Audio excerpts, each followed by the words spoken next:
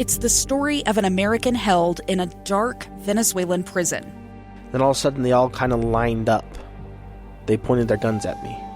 And this is the point where I thought, I'm going to die today. I'm Becky Bruce. I spent a year working on Hope in Darkness, which now has more than 2 million downloads. Find it on kslpodcast.com or wherever you listen to podcasts. In today's episode of Project Recovery, bottom, it was just the loneliest and saddest feeling in the world, to deal with that without your loved ones next to you, like you would want with a cancer diagnosis. And so I had that conviction in my head. This is absolutely it. That's my rock bottom. Make sure you listen to the end. Find us on Facebook at Project Recovery. We'll have that and much more coming up.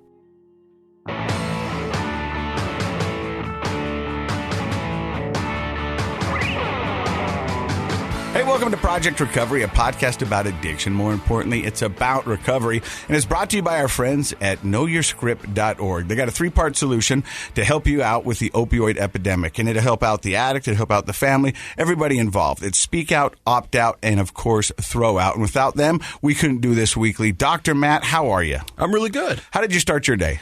I got up this morning and I meditated. And then I'm kind of doing the fasting thing. So I've just been having tea in the morning. So I meditated, had some tea, and then I started seeing patients on Zoom. Well, I started my morning hugging a gentleman at the gym while he was crying. Really? So I'm out there and I'm lifting, and this guy comes up to me and he goes, "You don't know me, but your letter meant the world to me, and I'm doing everything I can to hold back tears. But my dad was an alcoholic, and he's since passed. But he ended up getting clean at 81. We baptized him. And at 81, he got 81. Clean. Wow. And so he goes, "I just want to let you know that you don't know me, but you're making a difference." Oh, that's And amazing. I saw a tear run down his eyes, and I said, "That's it." And he goes, "What?" And I go, "We're hugging." Yeah. So I gave him a hug, Yeah. and we're sitting there embraced at the gym. And I walked back to my workout partner, and he goes, "So do you hug everybody?" And I was like, Yeah, pretty much. "If they want to, yeah." You know what I mean? You hang around with Casey long enough, you'll end up with a hug. Free hugs. Yeah. And so I've said it once, I've said it 1,000 times. The letter that Presley wrote has been a gift, not just to me, but to so many out there. So what I've found interesting, and this guy kind of proves my theory, that it's grown up children of alcoholics that are really, really affected by this letter. They're relating to Presley. Mm-hmm. I think you reading the letter and you talking about your experience, obviously a lot of people relate to that, but I think the overwhelming response have been from people who never had the opportunity to do what Presley's done, and that is confront her parent, write an honest letter, be able to express her thoughts and feelings. I think that resolution in your relationship with Presley is what so many people wish they had with their addicted parents. Two things. There's a lot of people who say that in the comments because I try to read as many as I can. It's close to 3 million views. And so I'll go in there when I have free time and kind of read some of the comments. Right. And that is one that I hear all the time. Your daughter wrote my story. Mm-hmm. Mm-hmm. And I wish I could have had the outcome that you guys had. I wish that things would have been different, but tell your daughter she is so brave, and she is brave. And the second thing is I don't think there was no malicious intent in that letter. You know what I mean? Right. And yeah, what I'm saying is that this was just a 16-year-old girl's feelings and thoughts. It was authentic, completely authentic. She was just writing her point of view, trying to fulfill her assignment, but be honest. And as you know, if it wasn't for her English teacher reaching out, you'd have probably never heard of it. Hold on. You brought that up because I wanted to talk about him. And he's amazing. Travis is his name, and maybe I shouldn't say his last name. But he shared it on his. Does it go by Mr. T at school? That's what I would do if I was a teacher and my name was Travis. This is what he wrote. This is my 4th year teaching English at Davis High School. Every year, my students write a personal narrative in which they're instructed to write about something that has been extreme conflict in hopes that it would be liberating. Every year, I usually end up having to report some type of physical abuse to the administration, and after going through the headache, I always re-examine the worth of this assignment. After this incredible experience, the Scots, I'm reminded of the purpose of this assignment. I love my job. The number one problem in the world is miscommunication, and I get paid to attempt to fix that. I thought I'd share this because it makes me emotional again and again. And that just gave me the bumps. Sure. And so I wrote him back and I go, hey, thank you very much. I'll be eternally indebted to you. From what my daughter says, you're one of the cool teachers. And I believe that there's teachers in our lives that have made a difference or will make a difference. Sure. And I think you are one of those teachers, sir. So thank you very, very much. And so it's just amazing. KSL did a news story on me and my daughter where she read her letter, and then they went back and forth of us both reading that. If you haven't seen it, you can see it online. It's just amazing. And well, I think that thank goodness for good teachers out there. I'm going to call him Mr. T from now on. Mr. T, thank you for having a thoughtful assignment for your students, because whether it's you ending up reporting abuse or you being able to share something tender and powerful with a family, it's invaluable. And at that age, for kids to be able to express themselves and that's a cathartic experience to write about a narrative in your life that's stressful, that's been difficult. And the kids who take those assignments seriously will all benefit from them. And I read some of the comments on there. And I know that this has been a saying for the past 2 years, but not all superheroes wear capes. Right. And sir, you are a superhero to me. Yeah. And what you've given me and my family, I'll never be able to thank you enough. But I do want to say thank you from the bottom of my heart. Before we get to our guest today, Dr. Matt, you are reading something online. That's where we get most of our news. Yes, there are more or less credible places to go online, but yeah, I'd like to catch up on mostly the things I read. To be honest, I could be fairly ill-informed about the political goings-ons of the country and the world. I don't really tune into that. As to be honest, most people are probably. Yeah, I think you're better off if you give that stuff a rest anyway, especially after this year. In fact, when's the last time you thought about politics? No, since the election, aren't we all so glad to be tuned out? Yeah. Anyway, but I was reading Dr. Fauci, who is one of the primary medical advisors for the White House. Everybody's gotten to know him through the COVID stuff and kind of the drama there. He came out this last week, I think on the 15th, and was being interviewed on CBS and mentioned his concern for what he feels is an unavoidable mental health epidemic. We've had some up and down conversation about that over this past year, but he said something interesting, and that is we're turning the corner on COVID, which is, that was, I think, the point of his interview. He said, we're getting the vaccines out. People are starting to get vaccinated. The numbers are starting to go down. If we continue to do the behavioral things, wear the mask, keep the distance, be safe, and get the vaccine, we're going to turn the corner on this. So very positive. But he said, but then we're going to be left with the mental health fallout of what this has done to our country this year. The stress, the people who are out of work. Maybe I've known people that have gained and lost more than one job this past year. The isolation, people who started the year with anxiety but have been isolated, their anxiety has developed and flourished, unfortunately. The self-medicating. He specifically mentions alcoholism and his concern about alcoholism being one of the main ways people have used to deal with their stress from this past year. So I feel like in the health community, the mental health community, the physical health community, we're going to have a lot of work to do to sort of clean up the mental health and the physical health of our country. People have gained so much weight. I've gained weight. It's been a tough year in a lot of ways. I'm not a doctor. I don't have a PhD. I'm just a little boy from Ogden, Utah. But this is my take on it. Okay.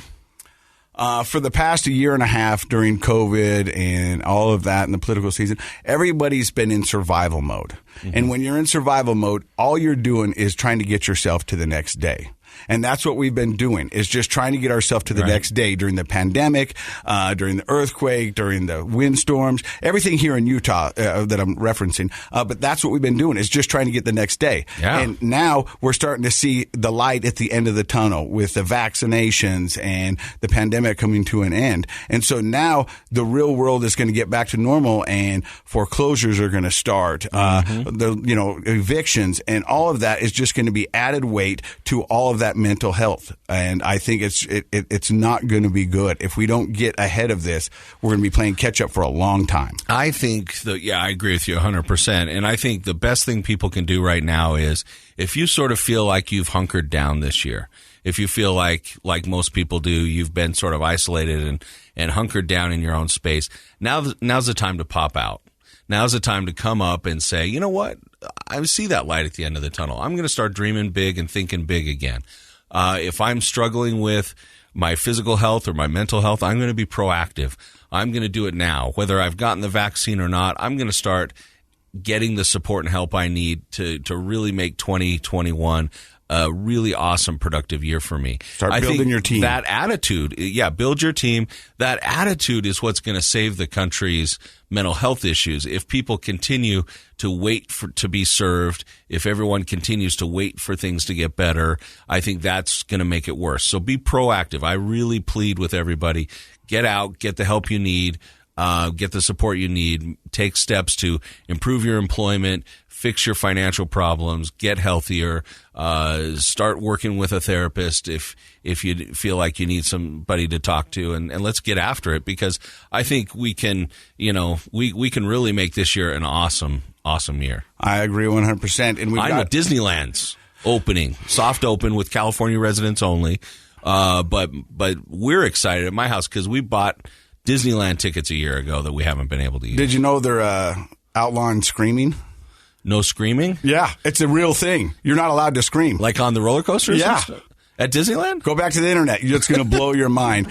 Hey, we've got an amazing show for you today. We've got Greg Petersen. He's a probation officer for the Federal Drug Court. I'm excited about this because I love the drug court program and what it does. It's such a great example of how we can think differently and get out of that punishment mentality that we have in the legal system. Not only do we have him, we have Brittany, who, by her own admissions, had over 25 felonies, is currently in the program and doing wonderful things. So I think she set the record here on our show. Yeah, stick around. More Project Recovery. We'll be right back.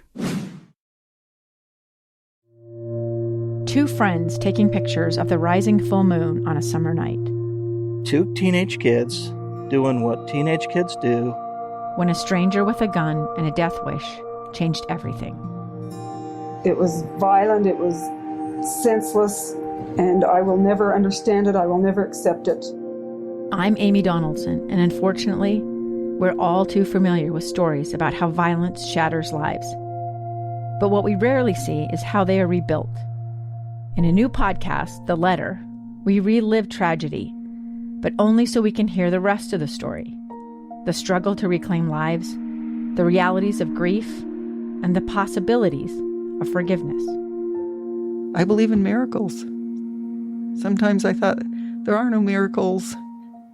Yeah, there are, and this is a big one. Follow The Letter at theletterpodcast.com or wherever you get your podcasts. Welcome back to Project Recovery. I'm Casey Scott. That is Dr. Matt Woolley. He's a clinical psychologist. Once again, I'm the dumbest man in the room because our guest today is Greg Petersen. He's a federal probation officer. He's here to speak to us a little bit about the Utah Drug Court and some other programs that you guys do. So first, tell us a little bit about yourself, Greg. Thanks. Well, thanks for having me here, you guys. I am Greg Petersen. I actually grew up in Columbus, Ohio, so I'm a big Ohio State fan. I got my Ohio State mask. Go Bucks. And also I lived in Texas for about 10 years. And then I moved out here in 1999 and went to school down at UVSC at the time. Got interested in a criminal justice class that I took and ended up pursuing a career as a probation officer. And I started at adult probation and parole down in Utah County, and then ended up taking a job after I finished my graduate degree at Weber State in criminal justice. And then I moved out to Ohio and took a job with the Attorney General's office. We missed Utah. I married a gal who's from Montana. We missed the Rocky Mountains, so we came back to Utah. And I ended up getting a job with Salt Lake County that has a probation services, and then from there I advanced to the federal system. Now, I want to ask you a little something about being a probation officer, because most people that have been on this podcast to talk about their addiction would say probation officers are jerks. and they're just there to ruin my life. They're just to make it tough and all that other. And I know that's not your job. What is a probation officer's job? I think that's a great question. And to be fair, there are a lot in my profession who are like that. They're difficult to work with. We typically see in, the state system, a lot of the people that we work with can be, how do I say this? A lot of the probation agents have worked at the prison, and then they've worked their way up to agents on the street, and they have a hard time, I think, transitioning to now I'm working with someone outside of the prison setting. And so some of that rigidity that they've always had while they were in the prison translates to when they're working on the street. So they have a hard time kind of with that crossover of wearing the two different hats, which are social work and law enforcement. There's those two components, right? But I can see why certain probation officers would be a little rigid because I know being an addict and, I'm going to tell you what you want to hear. I'm going to try to get out of everything that you're trying to make me do because all I want to do is get to my beer. All I want to do this. So I'm telling you right now, probably 70% are lies coming at you. And that's what we have to filter out, right? And I know your upcoming guest, Brittany, who will tell her story. She's one that, her track record, she has 25 felony convictions. And which is the record on Project Recovery right now. Which is the record. Awesome. Congratulations, Brittany, on that. I don't think she's happy about it, but yeah. But, it takes time. It takes time to build a relationship. It takes time to build rapport and trust, and they realize that, and we do the best that we can to try to navigate those tough waters. But it is a challenge, like you said, of them trusting us and us trusting them. But your ultimate job is to get them through this probation to become civilized members of society and working. I mean, that's the ultimate goal, right? Absolutely. In the federal system, and we'll talk about that, I'm sure, here in a little bit, but the federal system has always been a harsh system, right? I remember as a kid when we would go do something like mailbox bashing with the bat, right? You'd always say, oh, hopefully we don't get caught because that's a federal crime, right? Implying that I'm going to probably do a little more time if I get caught here. So the federal system's always been kind of a more harsh system. So I had a guy who I just recently got on supervision after 280 months in federal prison. Wow. Think about what's evolved since 2001 when he went in. iPhones, internet, all these simple things. So we're bringing them now from this setting that's very controlled. 3 hots and a cot. 3 hots and a cot, right? And bringing them and trying to have them adapt to the norms of society. And that's a challenge, right? That's a huge challenge. So would you say that, everybody conceptualizes their own profession a little differently. Like, you think in your head, what do I do? It sounds like maybe would rehabilitation be a word or a term or a goal that you feel like applies to what you do? Because that sounds like exactly what you need to do with a fellow like that who has been incarcerated for a decade. Yeah, absolutely, Matt. I think I consider myself, and hopefully this doesn't sound tacky, but I consider myself a change agent. That's what we try to do, right? Is we try to evoke change and reinforce the positive things that they're doing and model the way that they should act in society. And there's tons of barriers coming out, right? Think about, for him as an example, someone that's been incarcerated since 2001. He worked while he was in prison, but he's got this long gap in his resume, and now all of a sudden try to help this guy find a job and have this guy find housing. Because people do a background search on you and they'll want to know why. And so now you got to have that uncomfortable conversation of, well, I've been in there, but hopefully I'm working my way back and I need somebody to give me a shot. Do you coach them on how to do that? That would be hard. I wouldn't. Yeah, absolutely. And that's one of the greatest things I think about our job is we have to network and have resources with everything, right? Like we got to know, like, okay, this guy hasn't had a job since 2001. Okay, what do we need to do? All right, we've got vocational rehab, hook him up with Department of Workforce Services. So we're trying to plug him into as many resources as we can. And that's one of my jobs is like go out in the community, find what's out there, develop relationships, and then plug a person into a specific place or resource, if that makes sense. So as a probation agent for the federal system, you say that there's a couple of things that you guys are doing. One would be federal court, but there's other couple programs, right? Yeah, so this is a fun term to use here in Utah because often we don't say it, but we're pretty progressive when it comes to the federal system. Nice. So there's the way the federal system works, there's 94 different district courts. So like California has multiple district courts, New York, all those bigger states. Utah has one federal district court. We're headquartered here in Salt Lake down at the federal courthouse. We've got a place in St. George and an satellite office in St. offices. George and St. George, and then we've got a one-man office out of Vernal. So we've got several different programs. We were the first one in the federal system to start a mental health court. I'm sure you guys are familiar with mental health courts and the value that they have there.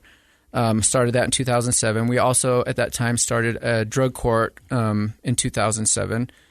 And we weren't the first one, but one of the first ones to do that. We have a veterans court here in the federal system, which is awesome, serving the needs of veterans.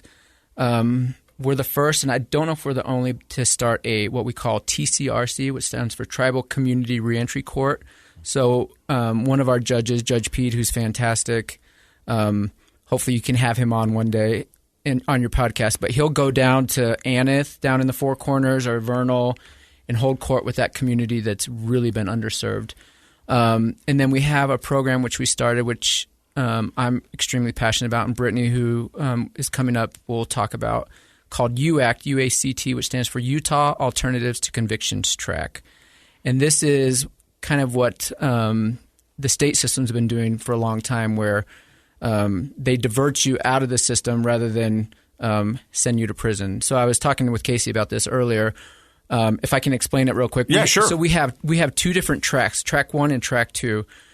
The program for both people is between 1 and 2 years. Track 1 participants is what we call them. They are in the program, again, for usually a year, sometimes longer. And these are people that have minimal criminal histories or maybe have had some type of aberrant conduct, right? I used this analogy earlier, like maybe they're like 35, never been in trouble before, came on desperate times, ended up going and robbing a bank. Well, they have 35 years of like high school graduation, attended college, been married, have kids. Like this is just outside their normal character. We have a new participant who she's 34, recently got indicted on this drug conspiracy charge. She's a registered nurse, never been in trouble, got hooked up with meth about a year and a half ago. And we put her as a track 1 because we wanted her to be able to keep her nursing career, right? That's important for her. And so once she completes the program, for example, as a track 1, her conviction goes away, which is just so rare in the federal system. She will her indictment will be dismissed and she'll move forward. Brittany, who's coming up, someone with a lengthy criminal history, she'll complete the program. She'll do it for about 2 years. And once she completes the program, then she'll have her conviction entered in and she'll be sentenced, but she'll avoid prison and she'll be on probation. Which just seems like an amazing deal. It's amazing. What I like about what you're saying is it sounds like you're instead of just focusing on the crime that happened and then, okay, that's the crime and then this is the punishment and we just do it that way.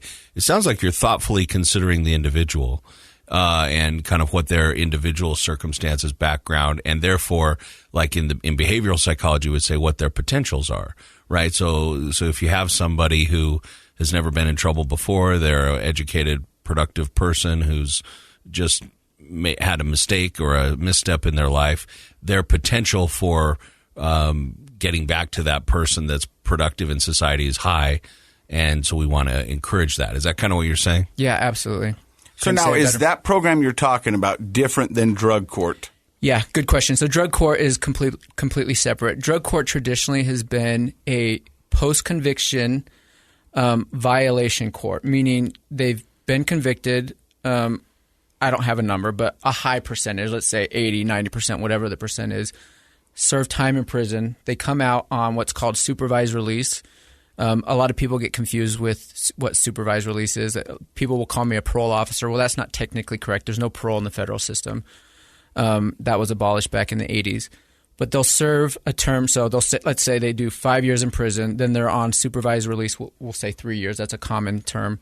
And then while they're out on supervised release, they're struggling. They're not being able to stay clean. We may send them back to prison for a little bit, and then they come out, and we're in the same revolving door. So we're like, all right, we tried prison again. Let's put them in drug court. Drug court's a minimum of a year. They report to court every Tuesday. That's how we have it. They're accountable before the judge and me as their probation officer. They'll stand before the court, talk about all the things that are going on in their lives. The judge has a conversation as you and I are having a conversation. Did you do this? Did you do that? I heard you got a new job. Congratulations. We clap. We talk about how many days they've been sober. And 90% of the time, it's a very positive environment. It sounds like a very sympathetic, empathetic way to deal with addiction and people that are in the system. I mean, it seems like a great alternative to 3 hots and a cot in prison. I think that's exactly it. And it's amazing that, we have our struggles, right? People that relapse and people that go back to prison. Our graduation rates since 2016, I think we had 46 graduate and 41 who were removed.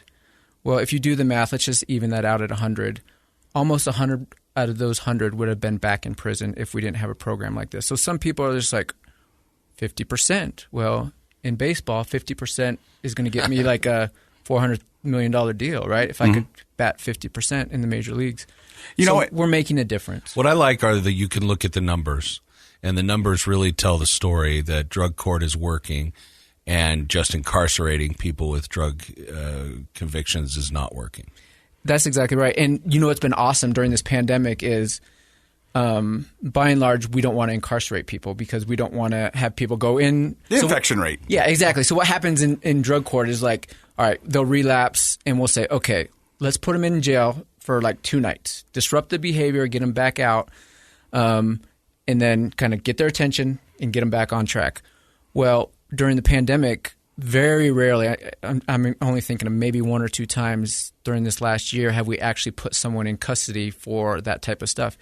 And it's forced us to be creative and forced us to do like things outside of the box and realize, do we really need to be locking people up that have a substance abuse issue? At times I can answer from my perspective, yeah, I think there's times that we need to do that. They may be a harm to themselves or harm to others, but those who are still like accountable and owning it and willing to work and we can do some therapeutic interventions, boom, let's do it, right? Let's do it. Yeah, no, I love that. That's a humane way, and it's an informed way of helping people. That really speaks to why they're struggling. I would go so far as to say they're not criminals. These are people that need help and support, and by providing that to them, you can see the outcomes are tremendous compared to just incarceration. And I love anything this year that anybody says where they're like, because of 2020, we've learned a better way. And there's so many places in our society where we're learning a better way to do things. I love the fact that you've learned to be creative and found a better way, even because it was already a good program. Yeah. And so you were here speaking on the federal level, but the state also has a state drug court. I know because I've spoke at a couple graduations. How do people find out more information? Because the people that are listening to our podcast are a lot of family members of addicts, loved ones trying to figure out where they can get help and where to turn. And I think this program would be great if people knew more about it. How can people find out more about it? Yeah, great question. So I guess the easiest thing, can I give my phone number over? Sure. It's 801-879-8555. I'm the contact. So we also have a website. It's utd.uscourts.gov. There's information about all of our programs on the website. But feel free to give me a call and ask about it. Again, if you're in the state system, don't call me because I will just tell you to call that system and I don't want my phone's flooding. But if you're in the federal system and you think you may be eligible, I'm happy to let you know if you would qualify or not. So now you being on the front line of all of this, you've probably seen some dramatic changes, probably some heartwarming changes, keeping families together, keeping people in their careers, that have worked their whole lives to get to, like you said, just outside of the box, bad circumstances, wrong choices, and it didn't mess up their life for good. Yeah. I've seen a lot of good changes, but can I compare and contrast that with some negative things that I've seen?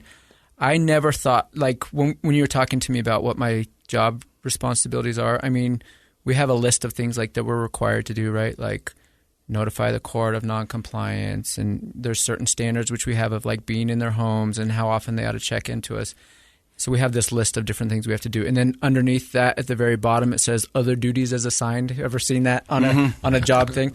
I'm more in the other duties as assigned category. So, for example, if you would have told me at the beginning of my career that I'd be the funeral director twice of people that I've worked with, I would have told you were crazy. If you would have told me at the beginning of my career that I would be the best man in a wedding of someone that I was their probation officer, I would have told you were crazy, right? So we have seen the worst things happen, which are death and suicide, overdose, and we've seen the best of things happening, right? Marriage, family reunification, people getting jobs.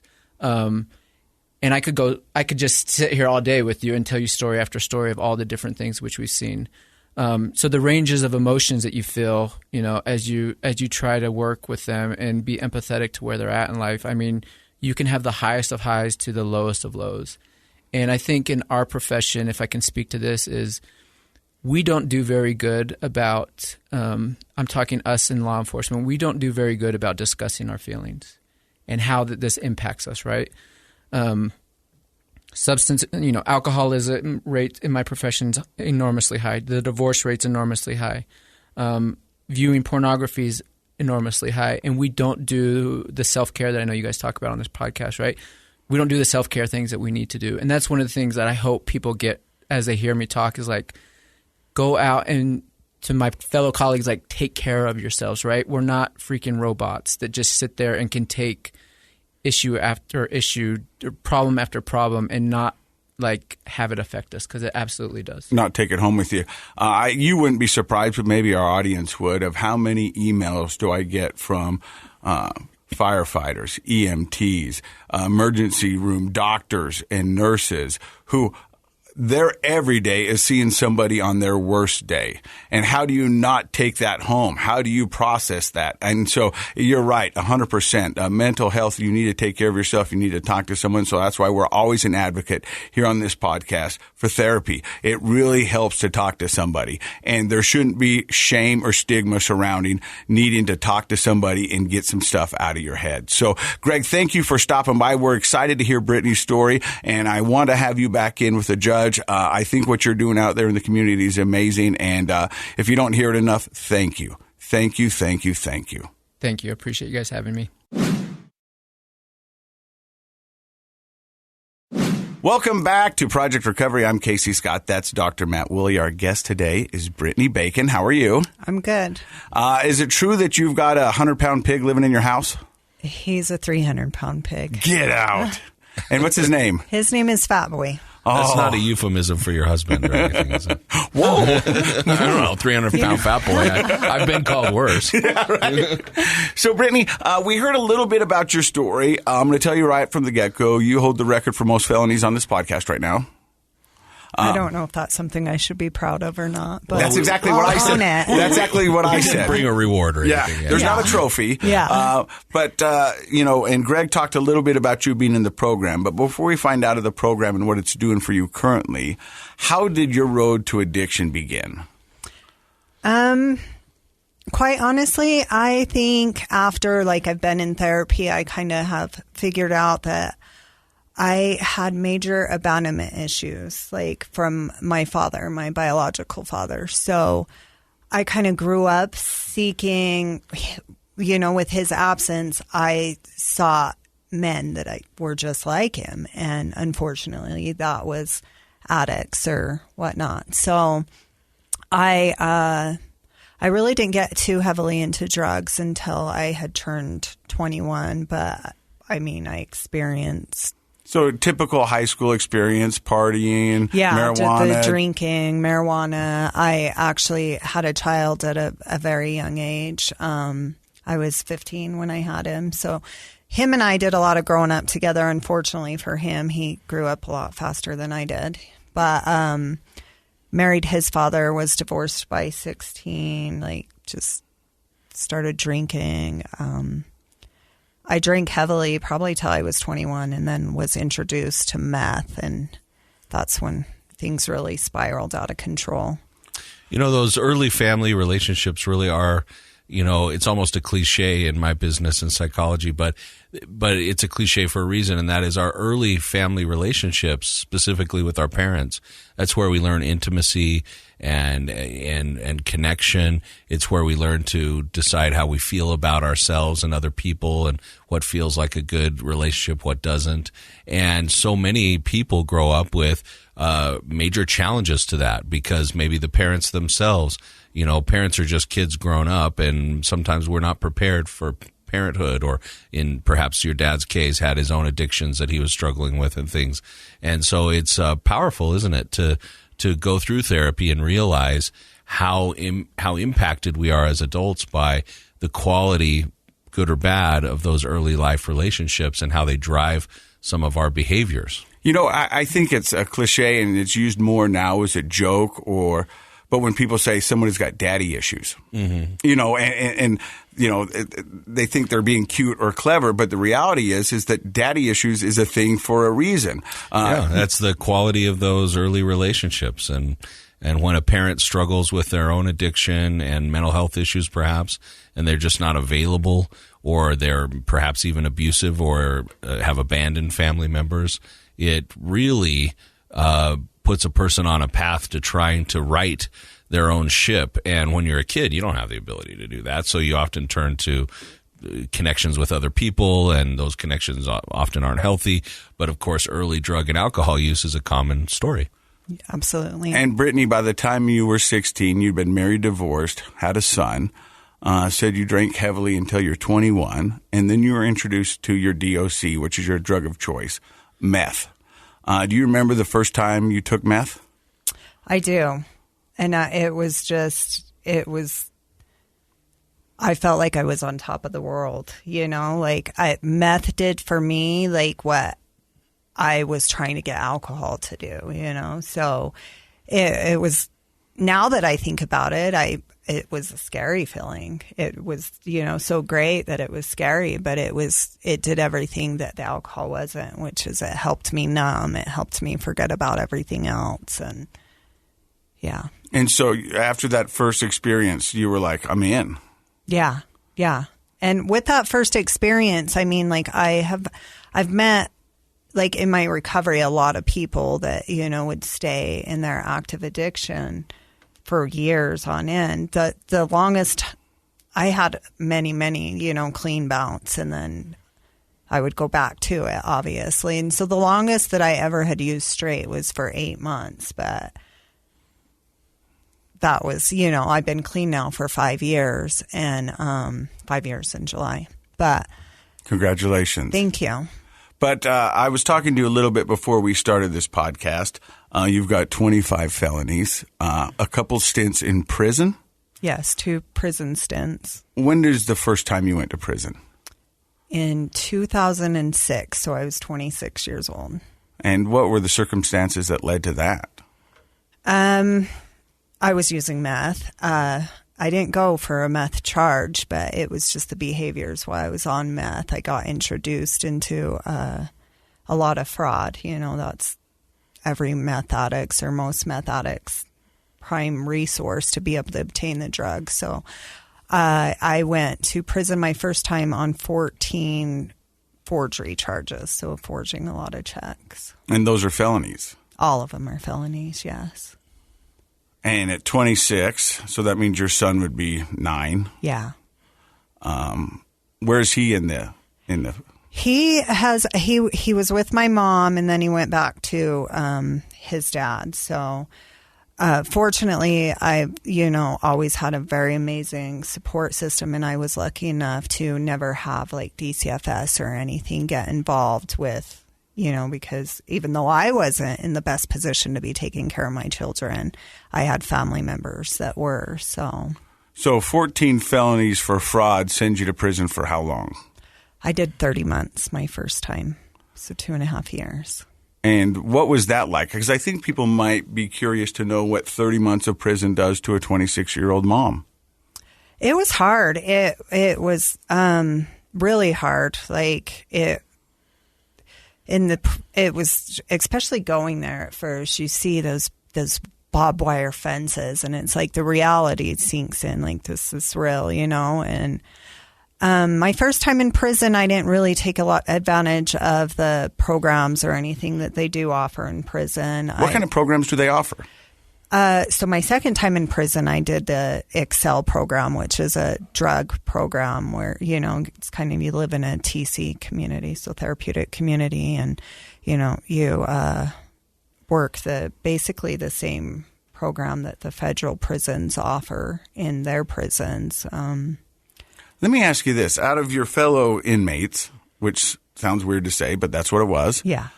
How many do you think actually took the system up on their programs? Or do you think most people just said, I don't want to do that. I'm just going to do my time and get out? Amazingly, a lot of people will take them up on it because the Utah State Prison does give you a time cut, like 4 months off your sentence if you graduate the program. So some people would take advantage of it just for that, want to be in it. But a lot of people didn't want to do the program. They'd called it the snitch program or whatever because you have to hold each other accountable. So if somebody's doing a behavior you don't, that they're not supposed to be doing, you have to hold them accountable. So because accountability, Dr. Matt, is one of the keystones to recovery, to yourself, to your community, to your family, to your friends. Yeah, any behavior change, really, for sure. Yeah. Absolutely. Why didn't you? I'm just curious then. If you were offered the 4-month deal and all, why on your first round in prison did you not take advantage of any of those programs? They counted me out to Davis. So they do it kind of for population control. They'll count me out to serve to different jails, and I did most of them 30 months in Davis County Jail. So it wasn't an option then? Yeah, it wasn't an option. I mean, I tried to take advantage of what like Davis County offered and get in their high school program, but then they caught on to that I already graduated, so I caught that taken away. You're frauding. You were frauding the system from the inside. Yeah. Wait a minute. She's like, hey, you know this stuff a little forged too a check, well. and she's a high school graduate. But what's a day in the life like for sitting in county jail or in prison? I mean, what did you do? I read a lot of books. Like I read a lot of books to kill the time. My life, yeah. Jodi Picoult's an amazing author. I fell in love with that lady while I was doing time. You had access to books. You could do a lot of reading. They do have libraries, and then your family could also send books if which you can't keep or take home. You end up donating them to the libraries. But not to get too into your head, but it is a podcast. We want to know a little bit about you. What was your thoughts while in prison, where you're like, this is it, I'm not coming back. I'm going to get out and I'm going to do it right? Or did you think, as soon as I get out, I'm going to get a fix? My thoughts were absolutely that I never wanted to come back. So I was going to get out and I was going to do it right. And it worked the second time around, obviously. But the first time around, I think that I just didn't have that programming in me. So my coping skills were all wrong. The first time something went wrong, I did successfully terminate the first parole. And after that, the first time a really trying situation happened, I coped the only way I knew how. Fall back on old habits, right? Yeah. And I think that's one of the greatest arguments for mental health and recovery programs in the system is to help people have another choice instead of, we all learn our coping skills growing up. Actually, we learn them at a pretty young age. And if at a young age we've learned to reach for a substance to feel better when we're stressed, even if at a young age it might be, bowls of cereal and Mountain Dews, or, then it may be, Dad's light beer or whatever. But eventually we learn that behavior, and it's a powerful thing, isn't it? It is. It's a very powerful thing to pull you right back into using if you haven't really had an opportunity to recover, change. Yeah. In recovery, they have a lot of sayings, and if nothing changes, nothing changes. Right. And it doesn't sound like anything really changed. No. But you graduate after 30 months in prison. You successfully terminate your probation, which was how long? It was 36 months. Okay. So you had some clean time. Yeah, I did. But trying time happened, and you went back to what you know. Yep. And how did that escalate? That escalated really quickly. Like I'd already been through it all, so I knew all the right people, and it was just one time using. I was right back to the same behavior. Can we ask, what was the stressor that kicked off? Because that actually, I'm sitting here doing the months in my head. You were sober for a long time. Yeah. Or were you? Did you use in prison, or did you do anything I never, like that? Because that was available, did. right? Yeah. The naive listener should know that if you want it in prison, you can get it in prison, right? But you didn't There's a thing that. called a prison wallet. Yeah. And that's how they get it in there. Yeah. Let me tell you, you don't want anything out of anybody's prison wallet. No, I don't think so. No, not at all. Yeah. You don't. No, And you don't. So all that clean time, what happened that triggered the use again? A really abusive relationship. So it ended. I had 3 facial fractures, and so a very abusive, physically abusive relationship. And I mean, I had the family there. Everybody was just let me know if you need anything, always checking on me, but I didn't know how to, Crime Victims of Utah did step in place, offered me therapy, and I didn't want that therapy. I just wanted to numb it out. And unfortunately, meth was the only way I knew how to numb it out. So, do you think that was more for the physical pain or the emotional pain of that abuse? Because obviously with 3 facial fractures, there was a lot of physical pain, but I'm guessing there was a lot of emotional pain as well. It was the emotional pain. Yeah, definitely that. Because therapy sometimes seems like you're going to have to dig into that emotional pain, right? Yeah, and never knew how. Well, it sounds kind of scary, especially when you're struggling and you're hurting.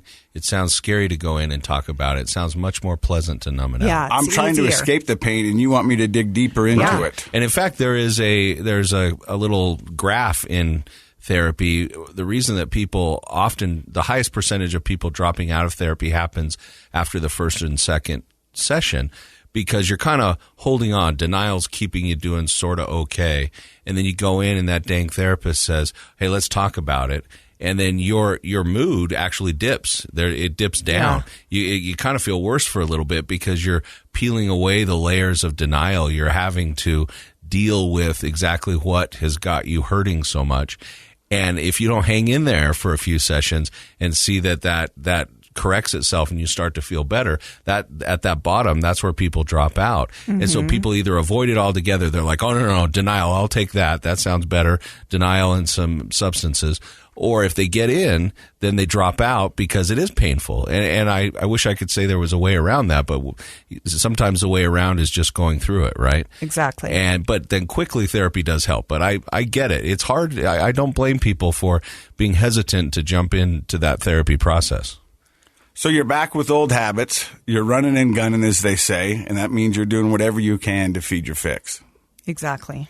How long do you stay out this time? So the domestic violence incident happened in November. I ended up arrested in July. So that was my longest. That was your 8 months. Yeah, that was my 8 months. That was my longest go. And I ended up arrested, and that's where, because there's 11 more felonies coming somewhere. Oh, those were in between. So a lot of the forgeries, they're not something that just, obviously they happen a bunch of different times, but when the forgeries catch up to you, they've got them all. So, yeah. So they get you. And what did you get arrested for in July of that year? I was pulled over and I had 2 pounds of weed and a gun. So that's another felony.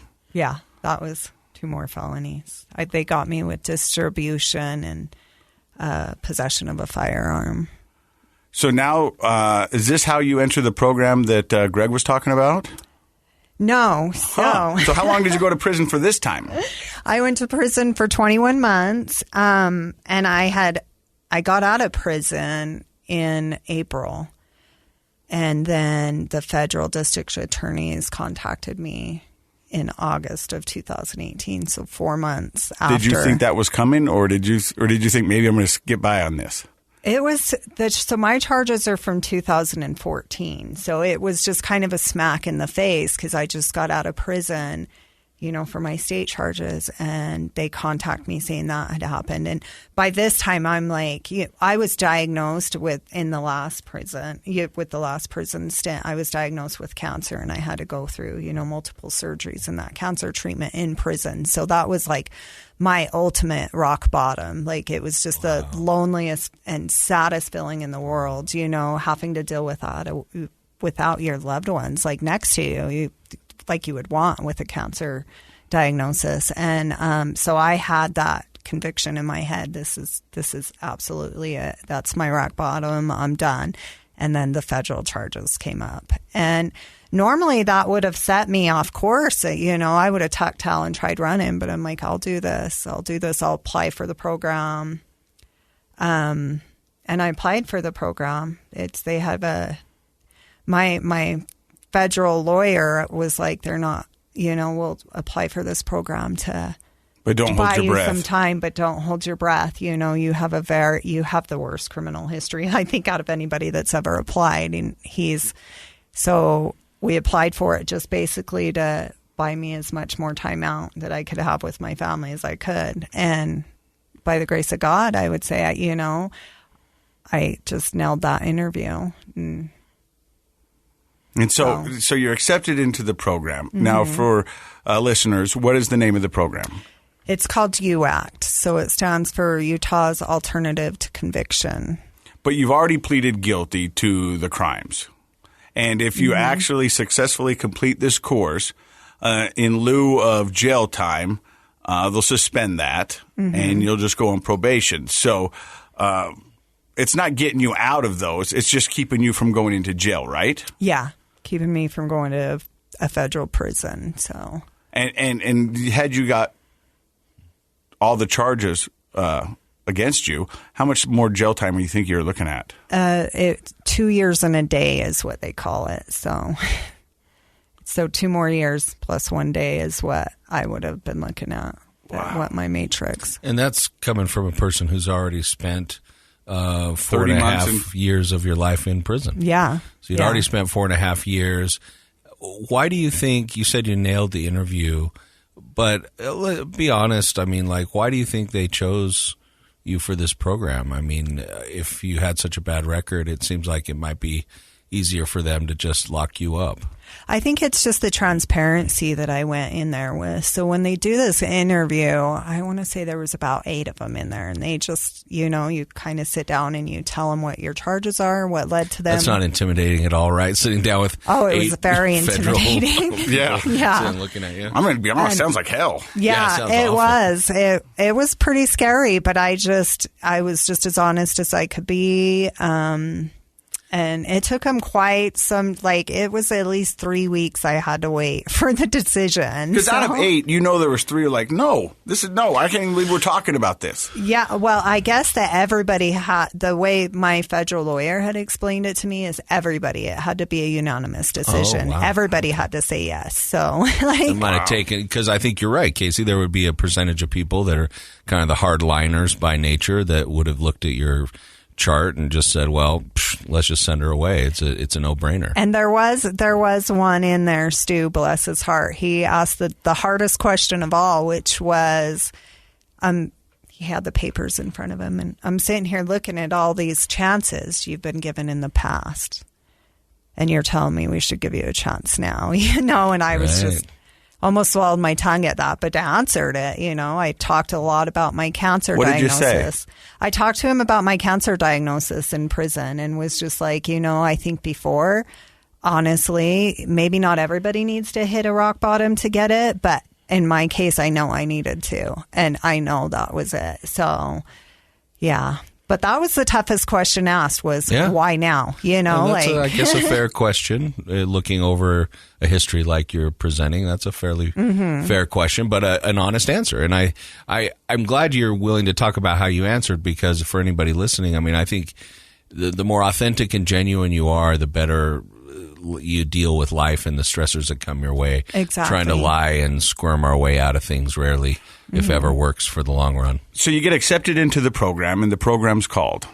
UACT. And that stands for? Utah's Alternative to Conviction. And how long have you been in it now?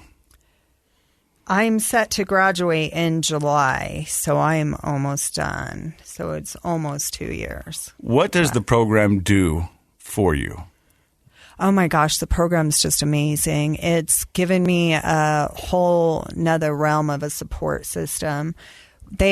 We have weekly court on Monday, and each court hearing they'll teach like different things that are beneficial in life. Like we've had financial lessons, we've had health lessons, just relationship lessons, like real life skills. Yeah, real life skills. It doesn't sound like going to court to me. No, it sounds like going to home ec. Yeah, I'm going to be honest with you. Yeah. No, some and sort of our training. judge is awesome. He's hilarious. He's got the most awesome personality. And then my probation officer, Greg, is just like, I think he's the heart that makes that program as great as it is, because he has a real genuine care. And it's, I don't look at him as a probation officer. Like that's my support system. And I know he cares. And I think that's vital.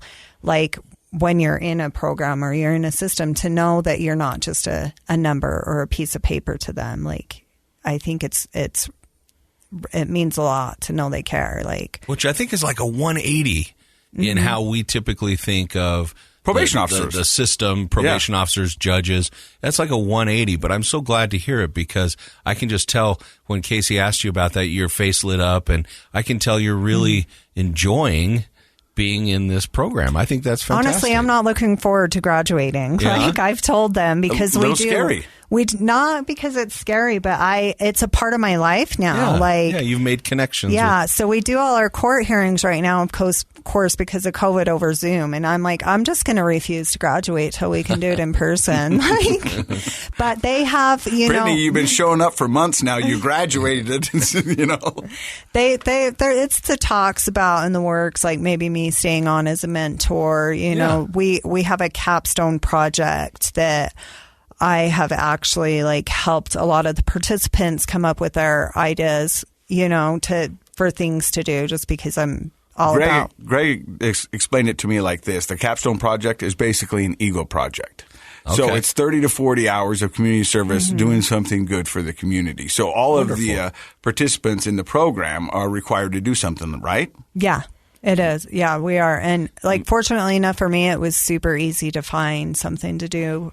I've been basically born and raised into my mom that's always done variety, nonprofit organization things. So mine was super easy to find something to do. I just kind of highlighted what my mom does in her group, Helping Hands, and all the support that we do for the homeless. But it's Greg has actually reached out to me a lot to ask me to help other individuals within our court to come up with ideas to do there. So, that seems like perfect mentoring role. You could step right into that. Yeah. Now, before we end this podcast, I want to ask you something, because we were out there talking, waiting for Dr. Matt, because it seems like we're always waiting for doctors.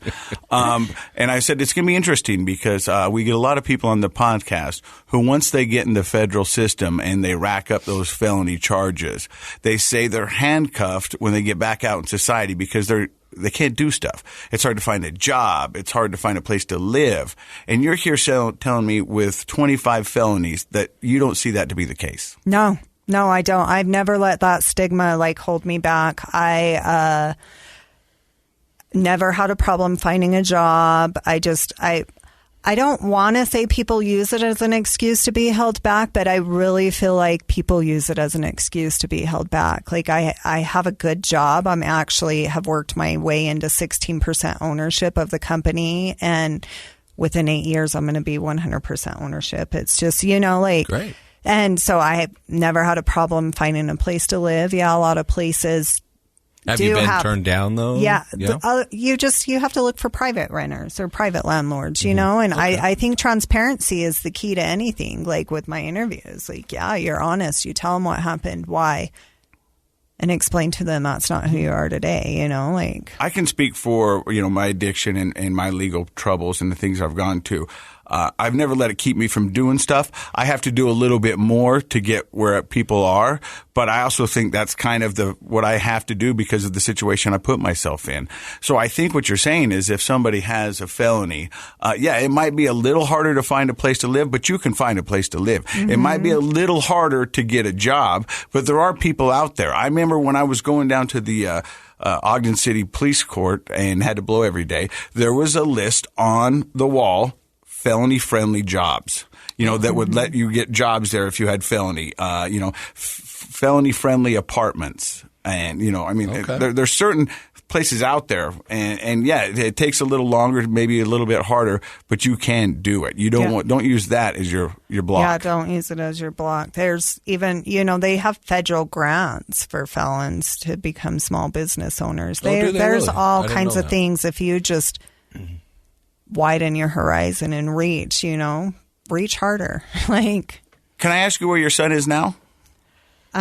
My 25-year-old? Yeah. Oh, he's amazing. So he has his own house. He is just, I think he took a good look at his mom and was like, I'm going to do everything she didn't do, but he's has a mortgage on a house. He has an 8-month-old baby. I have a grandbaby. He's doing amazing. I bet he's proud of you. He is. So, he tells me all the time he's so proud of me. It's funny because when I watched on your little clipping about your daughter's letter, I reached out to my son to ask him if he still had his senior project paper because he wrote a paper about me, like my mother's an addict was what it was labeled. But he graduated 7 years ago, and unfortunately he didn't have it because I thought that would have been really interesting, not to be aired about, but I would let you take a look at it. Yeah, keep and hang on to. Well, that's interesting. So he wrote something similar. What did that mean to you? Did you get to read it back then? I did, and I bawled through the whole thing. Tears were streaming down my face, and it's really quite sad that you would think reading something like that coming from your child, it would make you sober up. And it's really, honestly, I just didn't have the therapy in me. I didn't understand how to cope. So that unfortunately didn't sober me up, but I felt it deep in my core. It was a sad letter. It was very sad. Well, it's a testament to what you've done from that point to this point that you and your son have such a close relationship. So you must have eventually learned the skills and got the therapy and made the choices to where he wants to be close with his mom. Oh yeah. And we're really close. So we always have been. He's a very forgiving child, he is. He's really resilient.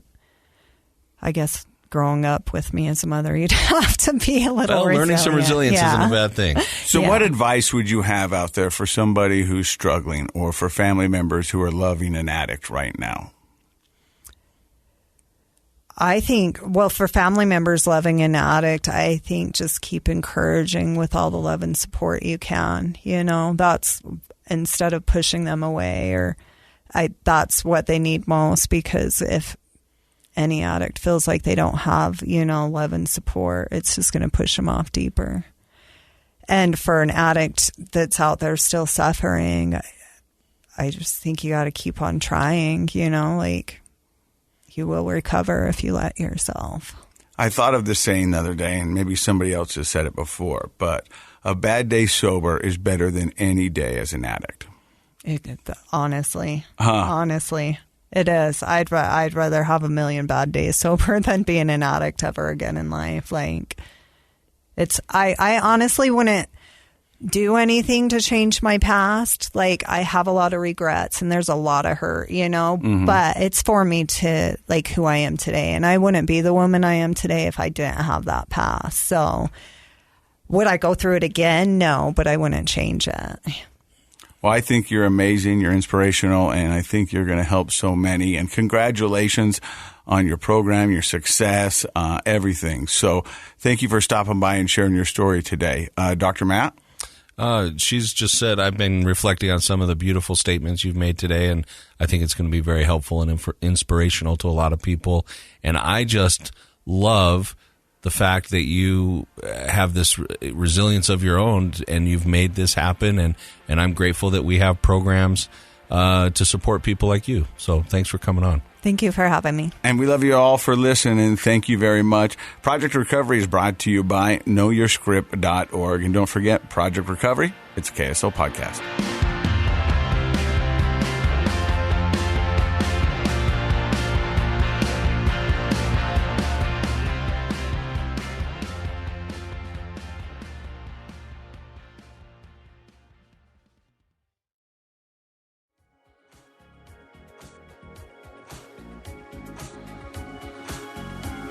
The contents of this program are for informational purposes only. The program is not intended to be a substitute for professional medical advice, diagnosis, or treatment. Always seek the advice of your physician, licensed therapist, or other qualified health provider with any questions you may have regarding a medical condition. Never disregard professional medical advice or delay in seeking it because of something you've heard on this program. KSL does not recommend or endorse any specific tests, physicians, products, procedures, opinions, or other information that may be mentioned on the program. Reliance on any information provided on the program is solely at your own risk. I'm Dave Cawley, investigative journalist and host of the podcast Cold. In October of 1985, a woman named Cherie Warren left work at a busy Salt Lake City office to meet her estranged husband at a downtown auto dealership. She never made it home. Cherie's car surfaced weeks later in Las Vegas. In the parking lot of a hotel casino. No one knows how it got there. Strange. It was strange. Both Cherie's estranged husband and her boyfriend raised suspicion for investigators. I kind of thought that he might have done something. But no arrests were ever made. In Cold Season 3, we dig into double lives, make new connections in the case, and examine the difficulty raised by reasonable doubt. We want answers just as much as anyone else. They have creeps like that now too, so nothing's changed. That's the new Cold Season 3, The Search for Cherie, now available anywhere you get your podcasts.